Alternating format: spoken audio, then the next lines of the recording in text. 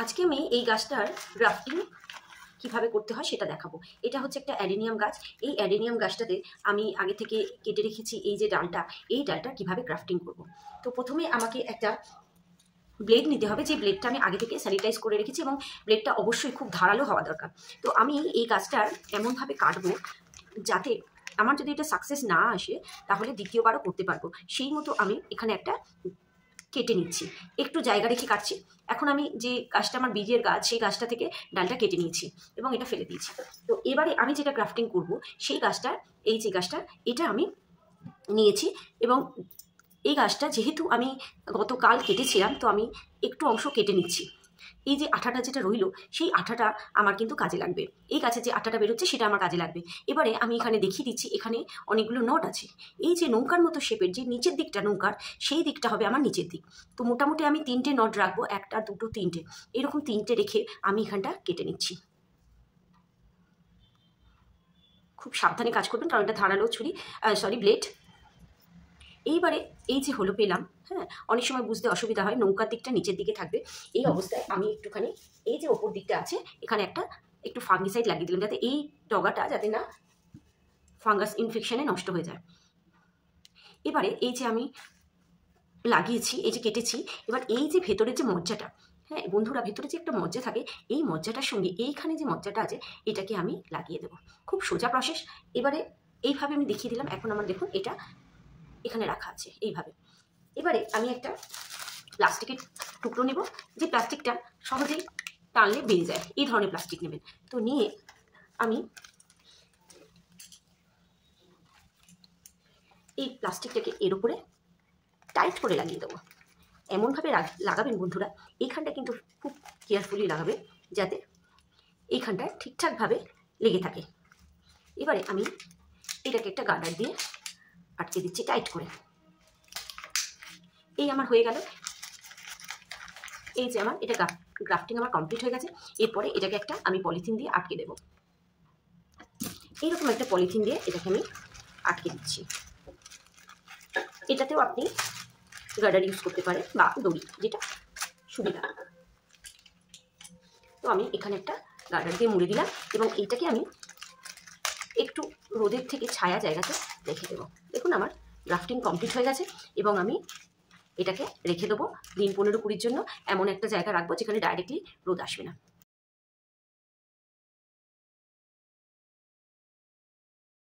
Finally আজকে আমি এই যে অ্যাডেনিয়ামগুলো আছে, যেগুলো গ্রাফটিং আমি করেছিলাম, সেই গ্রাফটিংগুলোর আজকে টুপুর খোলার সময় হয়েছে।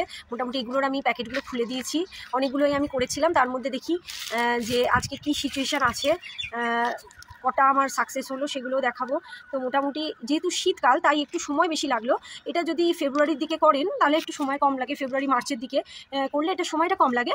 কিন্তু যেহেতু এটা শীতকাল, এদের গ্রোথটা খুব ধীরে হয়, হ্যাঁ, ডরমেটে থাকে বলে। তবু আমি দেখছি যে একটু একটু এদের মধ্যে যে মানে যে মুখগুলো যেখানে নটগুলো আছে, সেই নট থেকে পাতা গজাচ্ছে, অথবা একটু মুখগুলো থেকে একটুখানি মানে পাতা বেরোবার মতো সময় হয়ে এসেছে। তো আমি এই মুহূর্তে 2-1টা কেটে দেখছি যে কি সিচুয়েশান। খুব আস্তে আস্তে আমি খুলছি, কারণ একসঙ্গে অনেক দিন তো এটা আটকে পড়েছিল, আবার খুলেও যেতে পারে। ঠিকই আছে, এই যে এখান দিয়ে দেখতে পাচ্ছি বেরোচ্ছে এবং একটুখানি দেখুন জোড়া লেগে গেছে, এবং এইটা দিয়ে দেখুন একটু একটা টিপ দেখা দিয়েছে। আর একটু গরম পড়ে গেলে এটা কিন্তু ঠিকঠাক হয়ে যাবে। তাও মনে হচ্ছে এখানে একটু ফাঙ্গাল ইনফেকশন হয়েছে। তো আমি এটাকে একটুখানি স্যাপ বা যা থাকবো সেটা দিয়ে একটুখানি এটাকে লাগিয়ে দিয়ে একটু ট্রিটমেন্ট করলে এটা ঠিক হয়ে যাবে। আচ্ছা, এটা সরিয়ে রাখলাম। আরও একটা দেখি কি সিচুয়েশানে দাঁড়িয়েছে।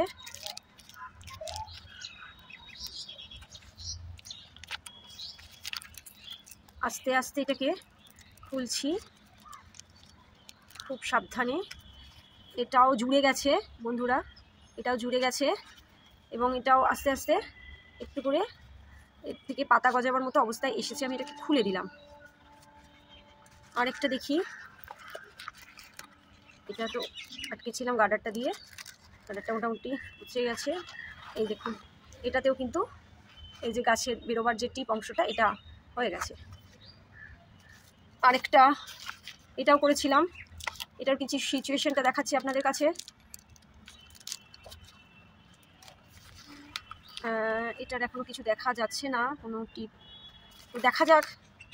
কিন্তু এটা জুড়ে গেছে, যেগুলো নষ্ট হয়ে যায় সেগুলো কিন্তু আপনার পচে যায়, এই জায়গাটা এরকম কিন্তু পচেনি, তাহলে আমার সবগুলোই সাকসেস ধরে নিতে পারি। এখনো পর্যন্ত এগুলো একটু একটু পাতা গজাবে, তো সবচেয়ে ভালো হয় যখন একটু পাতা গজালো তারপরে আপনি এটাকে খুললেন, খুবই ভালো হয়। কিন্তু অনেক দিন হয়ে গেছে বলে আমি চিন্তা করছিলাম যদি কোনো ফাঙ্গাল ইনফেকশন হয়ে যায় ভেতরে তাহলে হয়তো একটু অসুবিধা হয়ে যাবে, তো তাই আমি এটাকে এইভাবে রাখলাম।